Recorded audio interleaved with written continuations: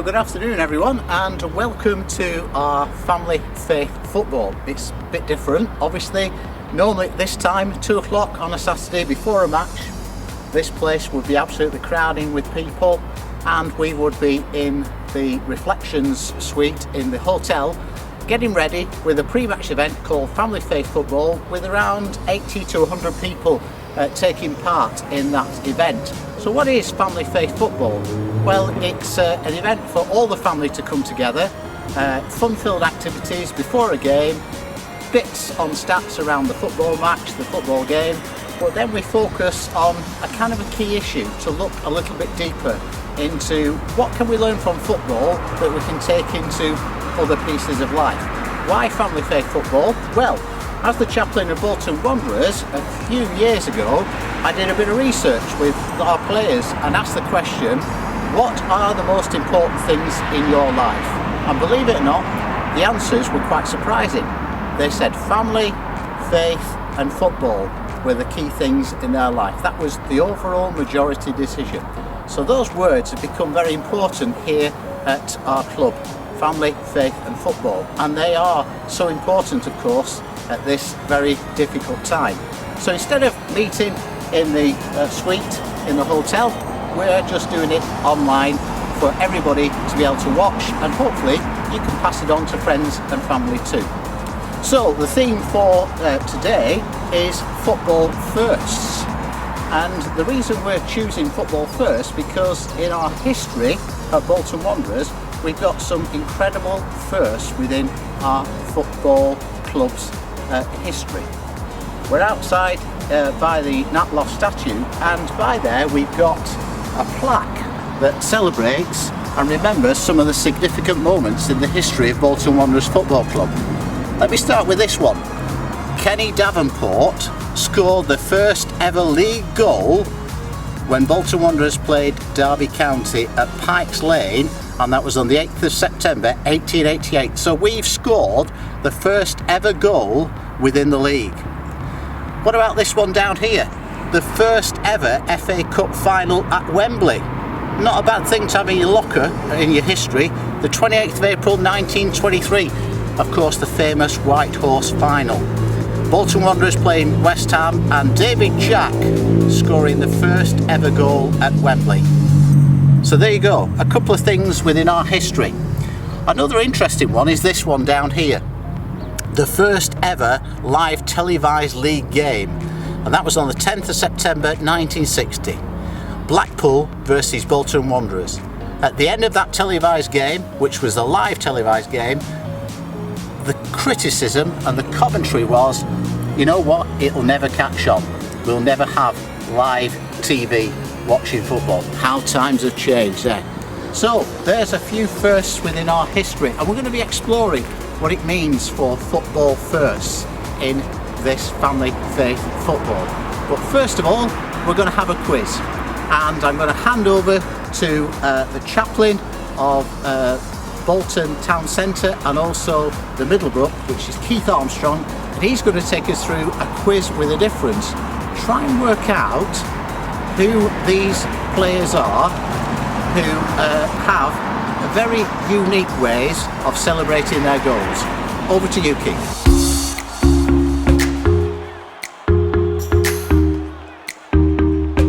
Well, here it is everybody, it's Family Faith Football quiz time, and our theme today is Football Firsts.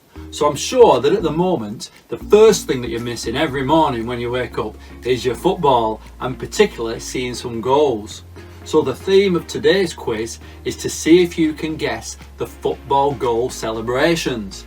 I'm going to reenact 13 famous goal celebrations, and you got to guess which player it was who was doing the celebration. So here we go. Number 1.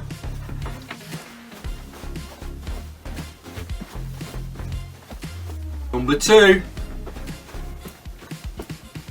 Number 3.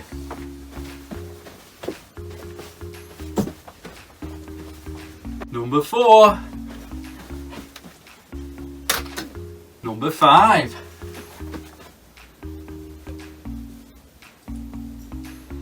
Number 6. Number 7. Ooh. Number 8.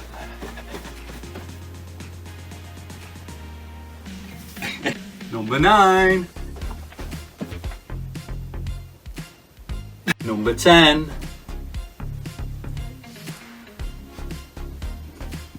Number 11.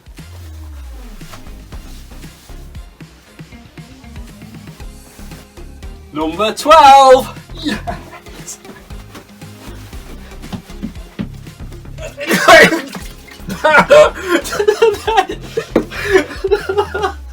And finally, number 13.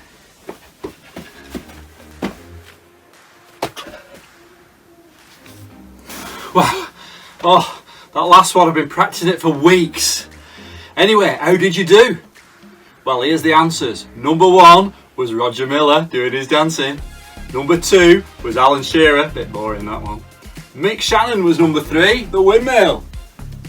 Number 4, Tim Cahill, the boxing Aussie. Number 5, Peter Crouch, the robot. Number 6, our own JJ Kocher. So good they named him twice. Number 7, Ronaldo, right here, right now. Number 8, this was started, I think, by Bebeto on the Brazilian team. Many other people copied this one, the baby's cradle. Number 9, Jamie Vardy. Number 10, Daniel Sturridge, riding the wave. Number 11, Balotelli, why always me? Number 12, Gazza in his dentist chair. And number 13, Nani doing his backflips. How did you do? If you got them all right, really you should get a prize. But hard luck, I can't give it you, so I'm going to have it myself. See you soon, guys.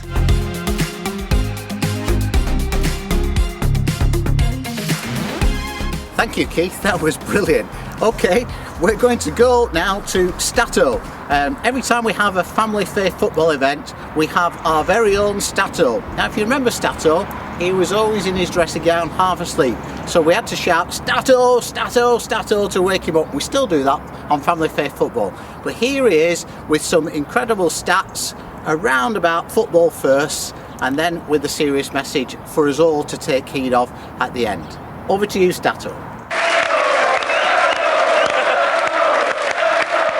Well, hello everyone, welcome to this special edition of Family Faith Football, and welcome to the Stato House. It's about football first today, and the first thing is we are one of the first clubs to be in the league, Bolton Wanderers, in 1888. We featured in the first televised match away at Blackpool, and we won 1-0. And we were featured in the first game where a substitute was used in the league against Charlton Albion, and we played in the first Wembley Cup final and won it. We beat West Ham in what's known as the White Horse match in 1923. And in 1928 we sold David Jack to Arsenal for £10,890. And that was a world record at the time. And then the last first I've highlighted is in the 1985-86 season. That was our first season in European competition. Quite a milestone. So moving on, just 1 second, technical hitch. I featured now football reaction to the coronavirus. You'll see later everything that Bolton Wanderers are doing, which is fantastic, and all that's happening around Bolton. But the actual players and officials have contributed by taking reductions in pay. You will even see, which is quite unique at the bottom, in Scotland, to fulfil their tradition, they've actually conceded 10%. Apparently he had to lose a number of fingers to get him down to that, but they did concede to give some money from the Scottish people, which is quite a feat, I must say. Similar situation, I've tried to, as you know, highlight similar situations. The First World War, strange on this. The war started in 26th of July 1914, but we actually played all the way through the first season despite the war going on. We didn't have a good season, probably distracted. We finished 17th, but we was in the First Division at the time. What was interesting when I researched this, as you know I research, in the First World War you can see at the bottom it talks about the horrendous numbers of people who died, but then it mentions the 1918 influenza pandemic. Well, between 17 and 50 million people died from that, just from that, which seems incredible when you think about what's happening now. That was known as Spanish flu, but it shows some things have happened before. When I just go to the next slide, you'll see World War II. Now, this was handled differently. We actually started the season on the 26th of August, 39, sorry. And on the 1st of September, Germany invaded Poland. We did play on the 3rd of September, the third game, but that was the end of the season. We'd actually done quite well, but that was the end of the season and that was it for a while. Lastly, I just have one slide with my usual prediction, but this is a different circumstance. Given with the current situation we have, I'm predicting that Bolton, that we will win, but we need discipline, teamwork and perseverance, and that will be covered by other people who will tell you how you can get connected, but stay well, stay inside and do what you're told basically. Thank you. One of the many things we've been trying to do during this lockdown period is to make sure that we play our part here at the club and try and get the messages out to people to take heed to the government advice. We've put some messages out on social media and we've got a few of our players to join in. Here are a couple of players giving those messages right now. Bolton Wanderers fans, we all have a vital role to play, so please follow the government advice. Visit NHS Coronavirus for more information and stay safe. Your home form is important. You must stay at home and keep your community and keep Bolton safe. Stay healthy, everyone.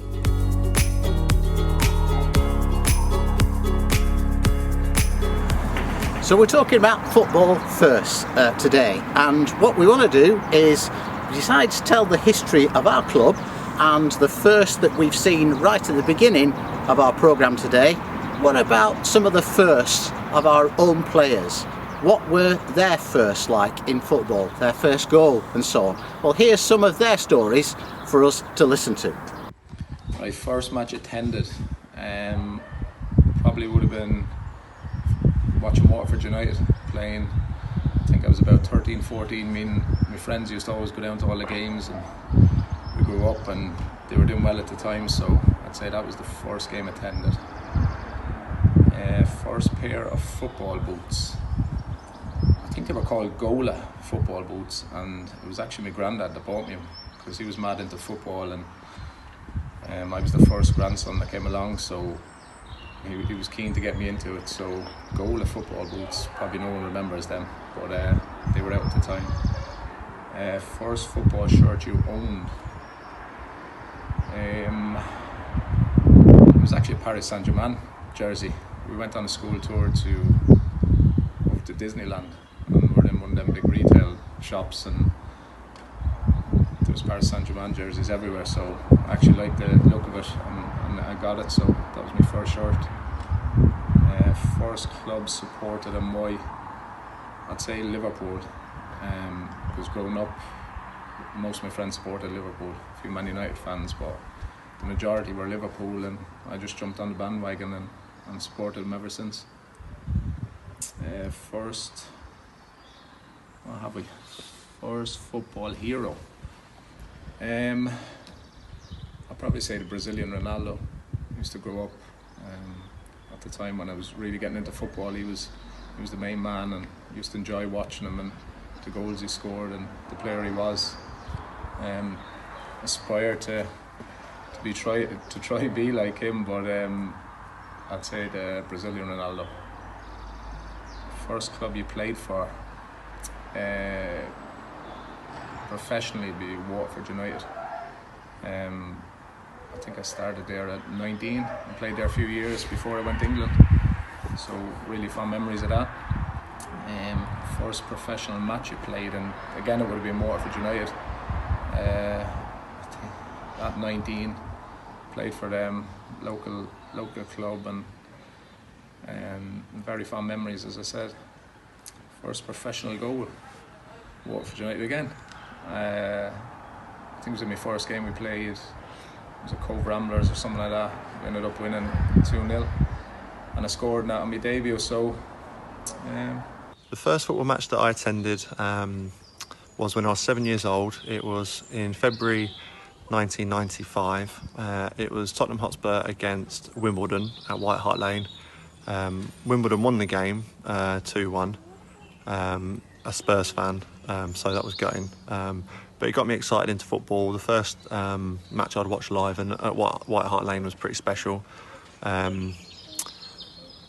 I remember my dad buying me a Klinsmann shirt on the day as well, so I remember having that. And funnily enough, looking back now, one of the names on the team sheet for Spurs was Nick Barmby, who later was my manager when I was at Hull, so it's funny how those things work out sometimes. My first appearance as a footballer was for Lincoln City. It was against Bristol Rovers. In playing that game, I only got on for 5 minutes. I think I had about 5 touches. But in playing that game, I became the youngest player to have played for Lincoln, I think in a league game, and I think I still hold that record, so I was proud of that. Keith Alexander was in charge at the time, but yeah, special memory for me. First goal, the first professional goal I scored, not that I've scored many, but was for Scunthorpe United. I was on loan there from Liverpool when they was in the Championship. It was against Stoke at the Bet 365. It was at the time when Stoke were Land of the Giants with the Rory Delap long throw and all of that, I think. So to have scored there and to get my first goal was pleasing, and I still remember it quite clearly to today. The football team I was supporting growing up, as you've probably guessed, is Spurs. The reason being is that my dad was born in London and grew up around there, so he was a Spurs fan and used to go to a lot of the games when he was younger, which is why I became a Spurs fan, and I've been supporting them ever since. I've actually not been to their new stadium yet, but it's something that I'd like to do because it looks amazing from the pictures and on telly, but hopefully I'll get the opportunity to go sooner rather than later. The first football kit, as you've guessed, is an old Spurs one. I think it was the home kit from when Spurs was sponsored by Hewlett-Packard. I do remember my sister and I had the away kit, which I think was purple and blue stripes, but I just can't remember whether that was before the Hewlett-Packard one or not, but it was around that time. First boots that I owned were a pair of Puma Kings. They had the AstroTurf base on them. At Lincoln we did a lot of training, even the really younger groups, on AstroTurf, so it made sense to get those, but obviously they're also boots you could wear on any surface, so from what I remember they were quite a good boot. Football and hero, it's a tough one, but one that sticks out really was probably Stuart Pearce, although he's probably just around when I was born, around that time. Watching him on cassette and seeing games of him, I just remember him being an absolute warrior, a real competitor, and fortunately I've played under him at Forest, and it was a great experience, and it was great to learn from him. I can tell you his left foot is still as good as it ever was, but for people that I admire and people that I'd like to play alongside, if I could choose anyone, it would probably be Stuart Pearce. So we've been hearing about lots of football firsts, the firsts in our history. We've heard about some of the players and the firsts for them, but clearly the situation we find ourselves in is a real first for football. For the whole of the football community to be shut down in this way is completely unprecedented. But it's important that football plays its part. It's had some bad press, but the reality is there's an awful lot of good going on within the world of football that is responding to the crisis that we currently find ourselves in. That's true too of us here at Bolton Wanderers. Bolton Wanderers Community Trust, which I'm very privileged to head up, has been playing its part within the community. so many of our programs can't happen face to face, but we've been making sure that we've been keeping in contact with the most vulnerable who are part of our participants. Some of those that are disabled, some of those that have got special needs, some of the most vulnerable young people within our estates, making sure that they don't go under the radar and we keep in touch with them. And that's true too of some of our elderly participants as well. With the football club and with the community trust, we've been ringing round all those that are on our list who are season ticket holders who are over 70, just to find out what their needs are. And we've been responding to those needs in different ways. Some people just want a chat every so often because they're isolated and alone. Other people, well, they want something more. They want some shopping doing, or they need an electric card or a gas card topping up, whatever it might be. We've also been responding to the wider community need and working with Bolton, CVS, Community and Voluntary Services, and also with Urban Outreach. And in a little while we'll have a little clip of talking to Urban Outreach and talking to Dave, who is organising the events over there. But what has been important is everybody playing their part. One of the things that the football club has tried to do is make sure that the hotel has been accessible as well. And so the hotel has been opened up to NHS workers in the region to come and have some respite away from their families, to be able to isolate from their families and get ready for the next shift.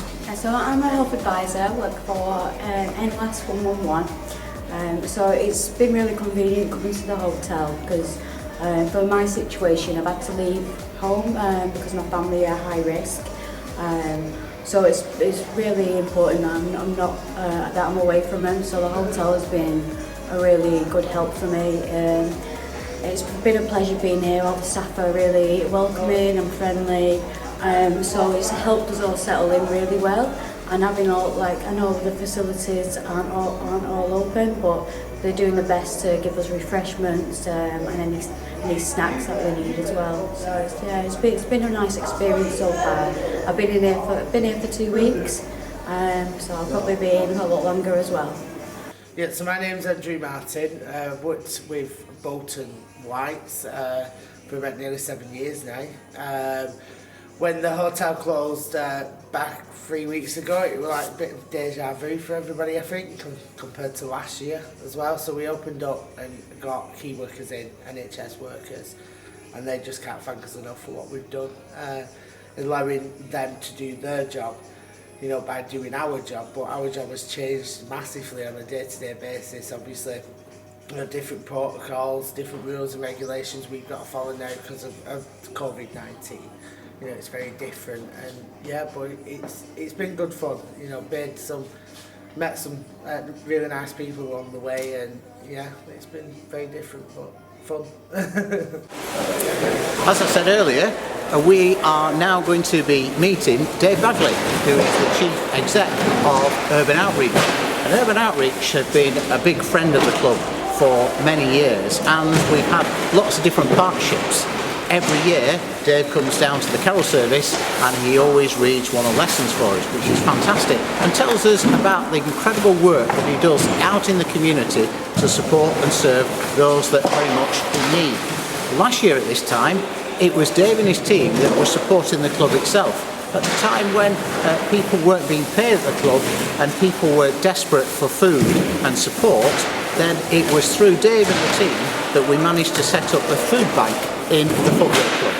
Now, hopefully we're giving back in different ways, and Dave is now responsible for doing an awful lot out in the community to respond to the crisis that we find ourselves in. So here's Dave telling us some of the incredible work that's going on down here at the Trinity Centre. Hi guys, and thanks Phil for bringing me here. It's good to be here, good to be on the video. Social distancing, I don't know how far away you are from me when you read this and watch this video. But you're in the humanitarian hub, and this is the humanitarian hub for Bolton, and we're supporting that hub because we kind of see that actually this is the day for us to have no reference to us, no reference to any organisation.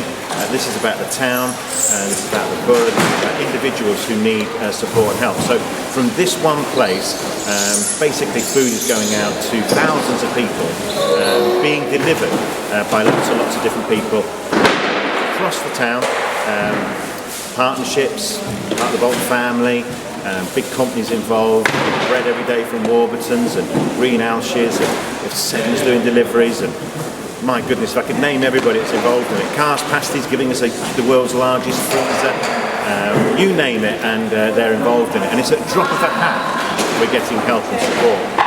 We're just at a really critical moment now, because as we are at this moment, this day, we are probably just coming out of Easter, obviously, but we're at the height of infection, and the infection rates will continue to go up. So behind that will come more and more people who will become isolated, and so there is a plan in place that we are preparing for, where we will get an increased amount of food into this centre to be able to go out to maybe even more people. So the plan is for about 26,000 people will need food each week, and we are ramping our services up now to play our part in what's going on in Bolton. But honestly, hundreds of volunteers, people giving money, so if you've done that, thank you. People giving food, please do it.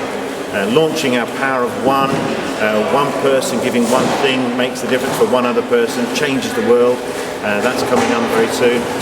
So it's absolutely brilliant, and being a part of Wanderers is, well, you know, who gets to be a part of a football club?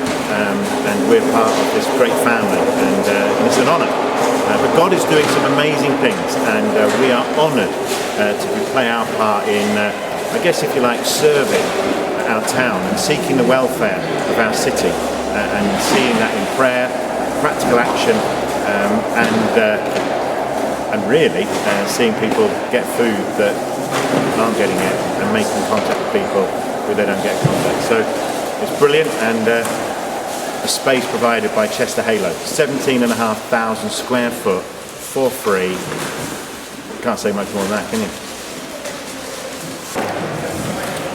So as part of the hub, part of the humanitarian response in the borough, there is a telephone line that is now with the council. Obviously you've always been with the council, but we, as part of that, and we're looking for now everybody that is working with anybody, has got contact with people, vulnerable, isolating, in need food, need help, everybody to go through that telephone line. So if you are in contact with anybody, working with anybody, know anybody, please either direct them to the council's website or get that number off yourself and put everybody through that line, because there are loads of people waiting to take their calls, but then they can filter them out and get them the help that they need that's sustainable, because this is with us now, probably for the next month, 2 months, and even into longer than that. So please get the number off the council, direct people to that number.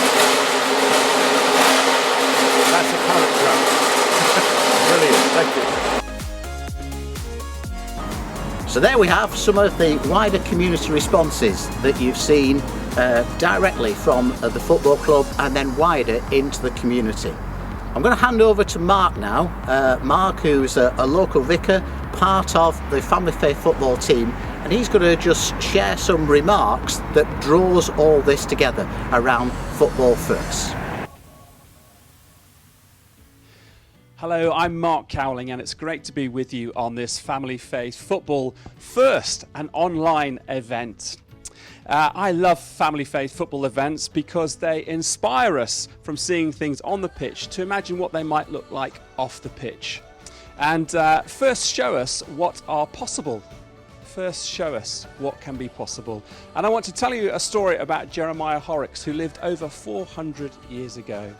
Jeremiah Horrocks was raised in Otterspool, Liverpool, and is arguably Liverpool's greatest ever son. And although he died suddenly at age 22, in his short life, he was the first person to demonstrate that the moon moved around the Earth in an elliptical orbit. And he was the only person to predict the transit of Venus across the sun in 1639, something that happens extremely rarely, and an event which he and his friend William Crabtree from Altrincham were the only two people to observe and record.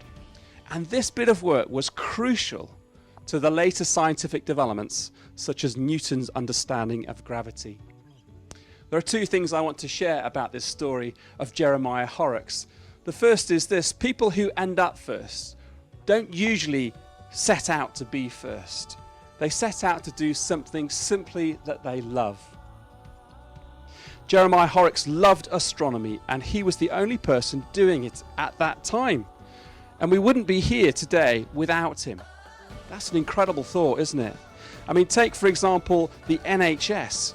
Where would we be today without this key link in the chain that Jeremiah Horrocks provided to modern science? First, reset our world. Jeremiah Horrocks produced an essential building block, foundation block to the breakthrough understanding of our natural world, and answering some of the primal questions of when, what, and how did we get to be here. Of course, science can only tell us the what, when, and how answers. Only God and spirituality can talk to us about the why. And at Easter time, we remember a story that tells us exactly why we're here. Jesus' death and resurrection are a first, accepted by some of the greatest minds our world has ever seen. For example, Lord Denning, one of the finest judges in the High Court that our country has ever had, thumbed through his Bible and decided that based on the evidence that Jesus' resurrection is true. It really did happen. Francis Collins, the leader of the Human Genome Project that mapped the DNA in the human body over the last 20 years, again has come to that same conclusion, that when you look at the evidence, it's true. God shows us that he is real and he has a plan, and that this plan is for relationship with him and with each other. So here's the challenge for all of us, and it's actually came from Ugo Monye, an England and Quins rugby union player. He said this: "There's a supernatural calling for us all to hit the reset in our daily routine. Coronavirus is shining a bright light on some of our unsustainable practices." And he was talking about the world of rugby union, but actually we've seen that too in football, haven't we? In Premier League clubs, as they've had to rethink the use of the furlough programme for their backroom staff, and what first team superstars should give back financially in the context of relationship in a club and a community. I'm especially proud that Bolton Wanderers Community Trust is at the heart of our community, and in that sense is also part of the heart of our community. So the challenge to us is, will you show us what is possible? Will you show us what is possible? What do you love that is good and right and life-giving? And maybe we might not be very good at those things right now, but I'm reminded that actually it takes 10,000 hours to become an expert at something, but actually the first step of a long journey is the most important. And we're about celebrating first steps as much as we are about first breakthrough achievements. The Bible also tells us as Christians that God breathes his power into us, especially things that are right and good and life-giving. That same power that saw Jesus raised from the grave all those years ago is still at work in us. God loves firsts, whether they're first steps or first breakthroughs. Why? Because he loves doing things with us. He loves relationship with us, and he loves us being in relationship and partnership together. So two opportunities to explore that relationship with God. One is the Try Praying program, which invites you to try praying for 7 days and see what happens.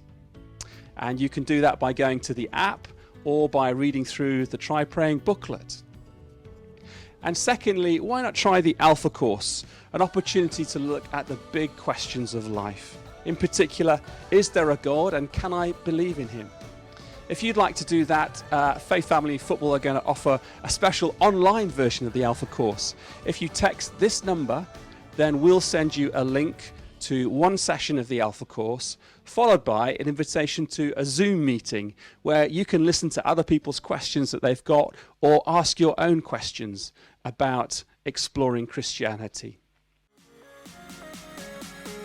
Today's notices are brought to you from Ben's locker room. So we may find ourselves in trying circumstances, but the Bolton family are doing loads to support one another through this. So if you are able to help out, there are plenty of ways that you can get involved. Urban Outreach. Urban Outreach have set up a new food programme to support thousands of people across Bolton. If you can donate food items they're particularly in need of, tinned meats, tinned tuna, pasta sauces and tinned vegetables, which you can donate to Unit 4 Trinity Retail Park, which is the old Staples store. Bolton CVS. Bolton CVS urgently need more volunteers to help with shopping, food vouchers, dog walking and a whole host of other things. The Destitution Project. Easy for you to say. They are trying to support refugees and asylum seekers who can no longer access their support. They are seeking financial help to provide food vouchers for those who are most in need. The next Family Faith Football, 16th of May. 16th of May at 2 p.m, where we'll be focusing on the topic of mental health. Because it will be Mental Health Awareness Week. So as you know, there are plenty of good supports out there for mental health, which is increasingly important in times like these. The NHS and charities like Mind and Couth all have some excellent resources. With that in mind, let's keep talking together, let's keep talking and keep accessing the support that we need. Nobody should have to feel lonely right now, so stay safe and look out for each other. See you next time.